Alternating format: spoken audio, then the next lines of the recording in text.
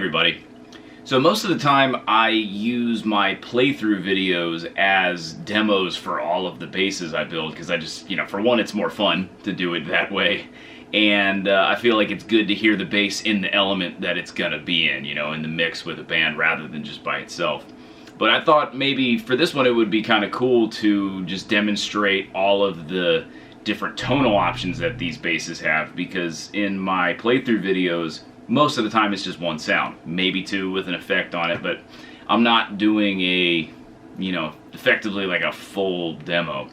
So this most recent one that I built is a 6-string fretless single cut with an amazing Claro Walnut Burl top.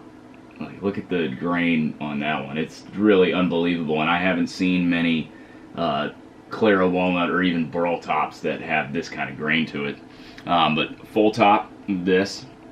The body, even though it has these Bubinga sort of caps on it, you can see from the side that the body wings are actually Padauk. But the thing that I kind of liked about how the Bubinga and the Padauk blend together is color-wise they're pretty close. So this almost could look like it's a Bubinga body.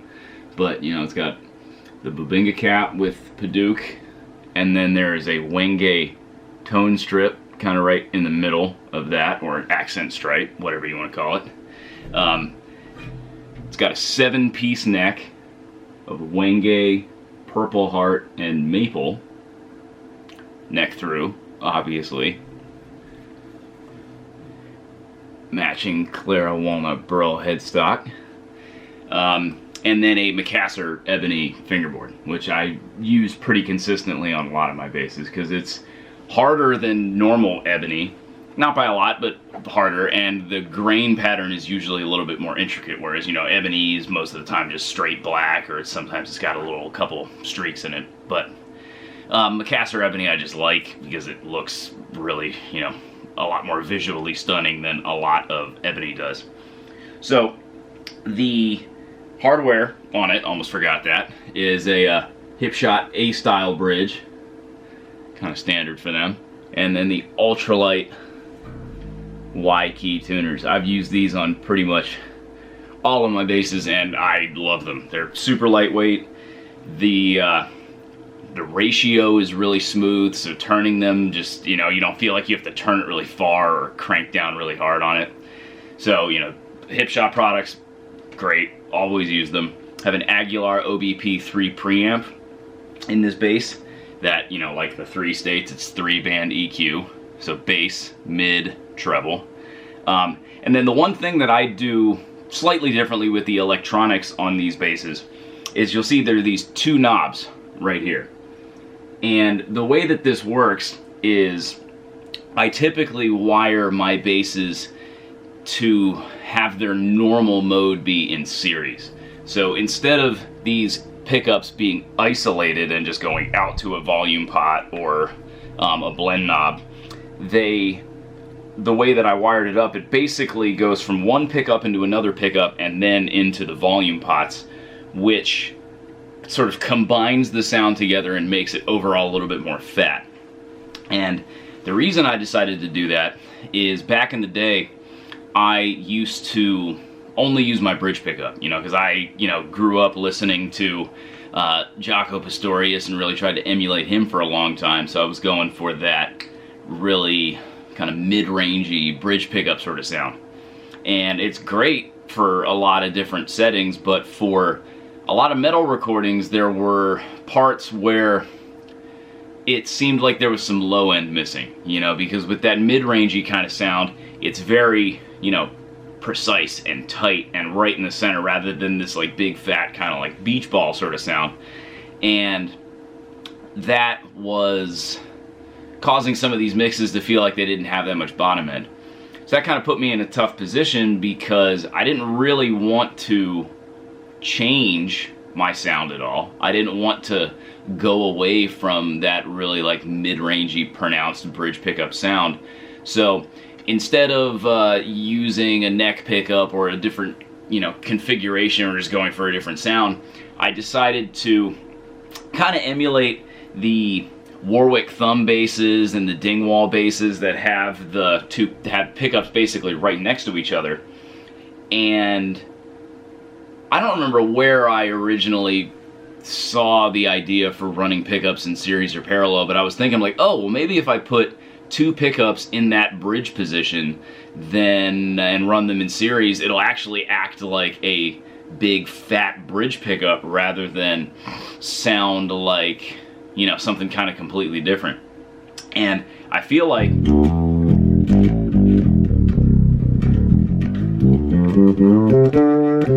it still has all the definition of a bridge pickup,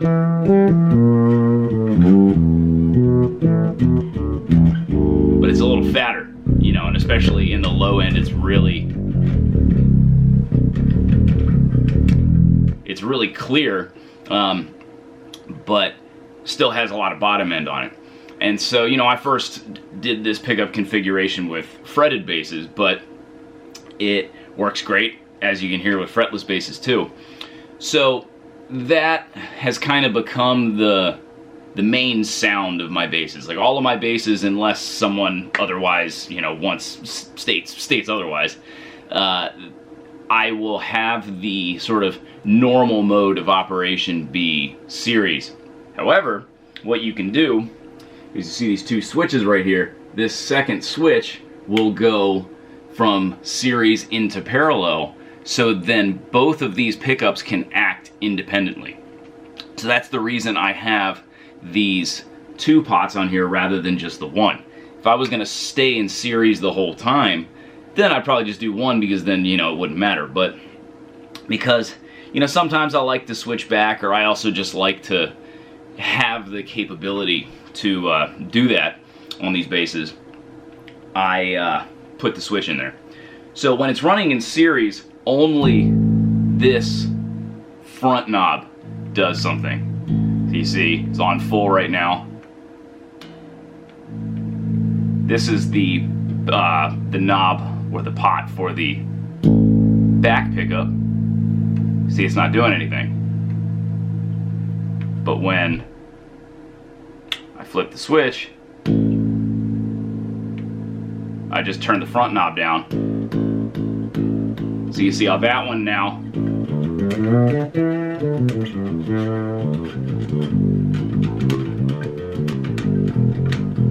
is now just this one back pickup, so it kind of has that more bridge pickup, jazz bassy kind of sound.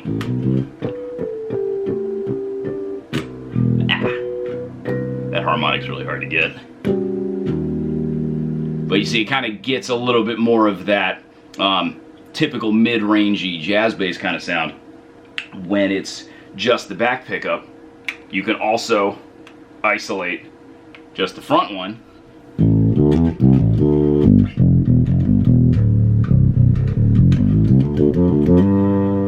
Whoops. That's just the front one.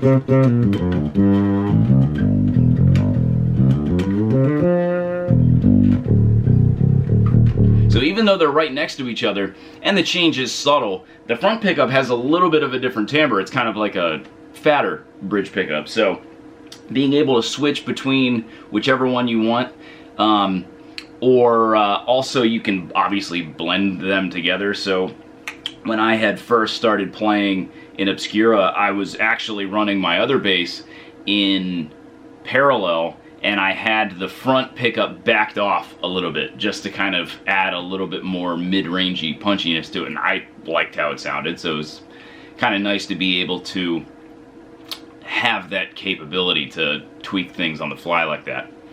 And also, you know, some people might not like the sound of the pickups being in series, because it does raise the volume a little bit, does make it a little bit fatter, and might not be the sound you want to go for.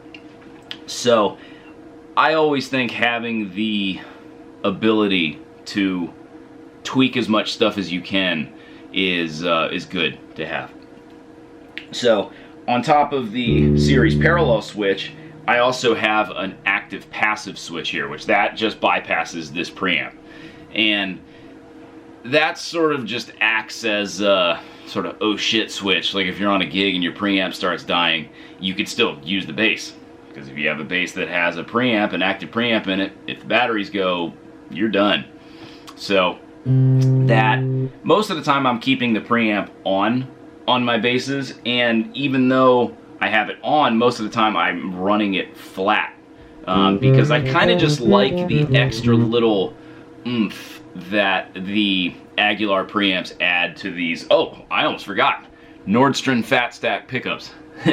That's what I am using in this bass and use in all of my basses. I've used a bunch of different Nordstrom style pickups, but the Fat Stacks are my favorite because when they, even by themselves, they're really fat and full sounding, but when they're combined together in this series kind of mode, I really like how two of them sound together.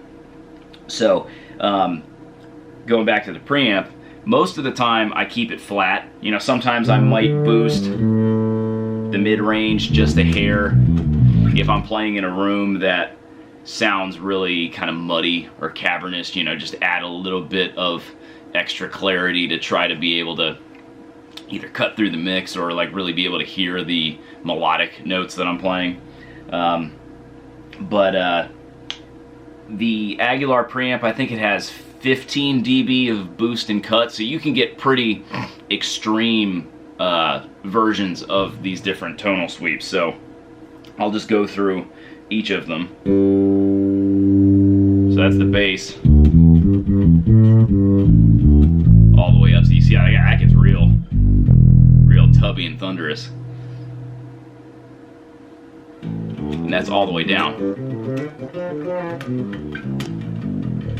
So that gets pretty thin and quiet. Mid-range. So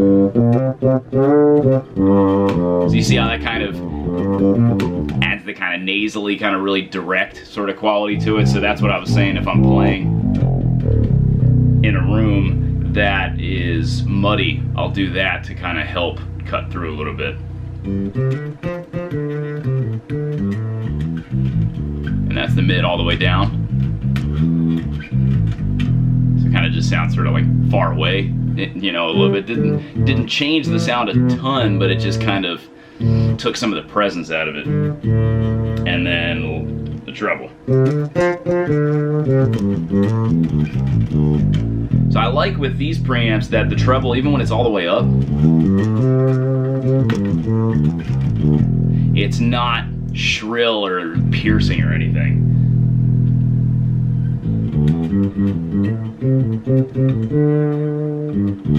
And that's all the way off, so kind of like a tone knob, sort of, you know. It's not doing the same thing, but it has that sort of roll-off effect to it. So, you know, obviously this is a fretless bass, so it has a very specific kind of sound to it, but I think it works really well with a number of different techniques. I mean, obviously you've been hearing me play fingerstyle the whole time.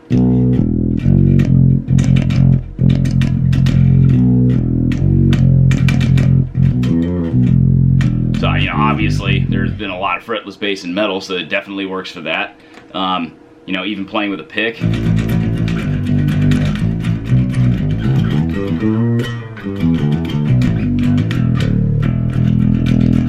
Kind of an interesting quality to it, because it still has the nice sort of rounded out sound that fretless does, but with a little bit of more extra grit. You know, kind of like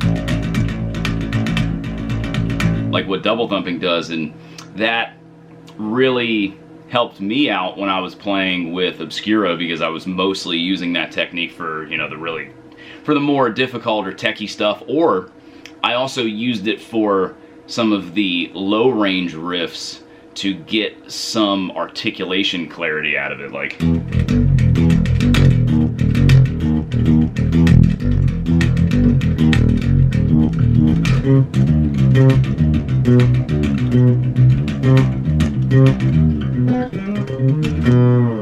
So, you know, it kind of adds that pick-like articulation, really precise pick-like articulation, without sounding as See, that sounds much more bright. So it, I felt like was a kind of happy medium between that and helped me play a lot of this stuff. So, like I mentioned in my previous post, this bass is now for sale, so hit me up if you are interested in it, and help me have this bass find a happy home.